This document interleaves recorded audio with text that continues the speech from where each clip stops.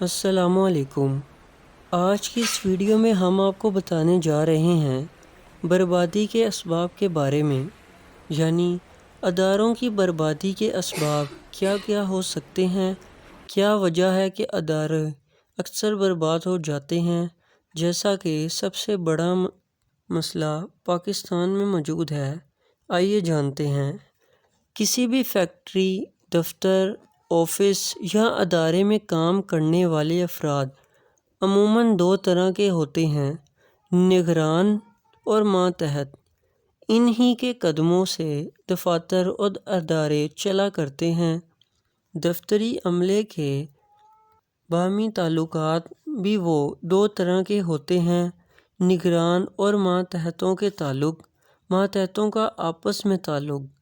جب تک یہ تعلقات ٹھیک رہتے ہیں، دفتر کا ماحول خوشگوار رہتا ہے، کام اچھے انداز میں ہوتا ہے اور ادارہ ترقی کرتا ہے۔ جبکہ باہمی تعلقات کشیدہ ہونے کی صورت میں دفتر کا ماحول خراب ہوتا ہے، کام پریشانی پر اثر پڑتا ہے۔ دونوں قسم کے تعلقات کے بارے میں کچھ تفصیل ملا فرمائیے۔ سب سے پہلے ہم بات کرتے ہیں نگران اور ماتحت کا تعلق کے بارے میں۔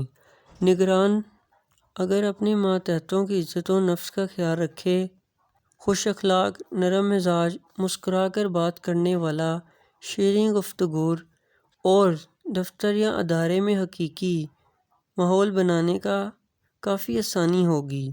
فطرتی طور پر ہر انسان خوش اخلاق شخص کے قریب آتا ہے۔ مذکورہ و بالا صفات کا حامل و نگران نہ صرف ہر دل عزیز ہو جائے گا بلکہ ماتحت ان کی ہدایت پر بخوشی عمل کر کے ادارے کی شبانہ روز ترقی میں اہم کردار ادا کریں گے۔ ان کے برعکس تنگ مزاج اور بد اخلاق بات پر ماتحتوں کے جھگڑے لڑانے والے، بے طبع کی عادی اور غلط زبان استعمال کرنے والے نگران کا کامیابی بہت مشکل ہے۔ اس کے شر سے بچنے کے لیے ماتحت اگرچہ کچھ نہ کہیں تاہم ان کے دل میں نفرت بیٹھ جاتی ہے اور وہ اس کے سائے سے بھی بھاگتے ہیں، جن کا نتیجہ ادارے کی بربادی کی صورت میں برآمد ہوتا ہے۔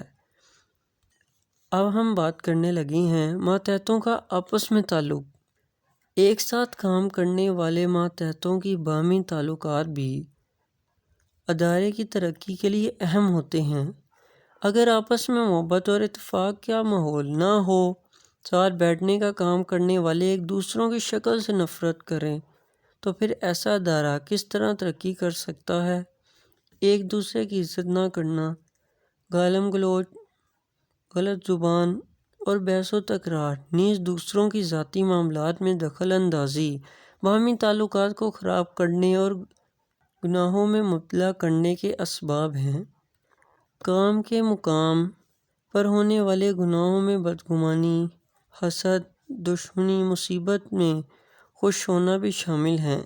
ساتھ کام کرنے والے مسلمان کی ترقی، نیز تنخواہ اور دیگر مراد میں اضافے پر بدگمانی کرنا، افسران کی شاد و چواسی، سفارش یا رشوت سے اسے حاصل کیا ہے، حسد کرتے ہوئے تمنا کرنا کہ یہ ترقی چھن جائے، تنخواہ یا مراد سہولت کم ہو جائیں۔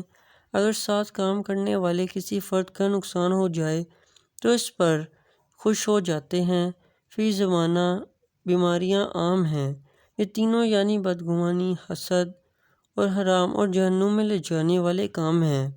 ان کی بدولت نہ صرف آخرت برباد ہوتی بلکہ ان کی وجہ سے ادارے کا بھی کام متاثر ہو سکتا ہے۔ لازم ہے کہ دیگر گناہ کے ساتھ ساتھ بچیں اور اگر ان کا شکار ہو چکا تو علاج کا سامان کرے۔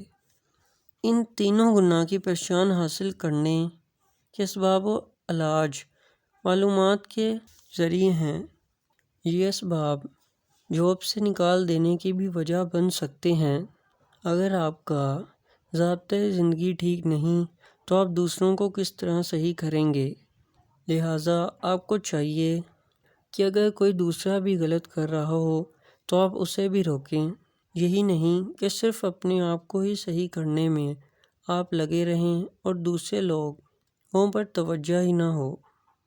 ہم امید کرتے ہیں کہ آپ کو ہماری آج کی یہ ویڈیو پسند آئے گی۔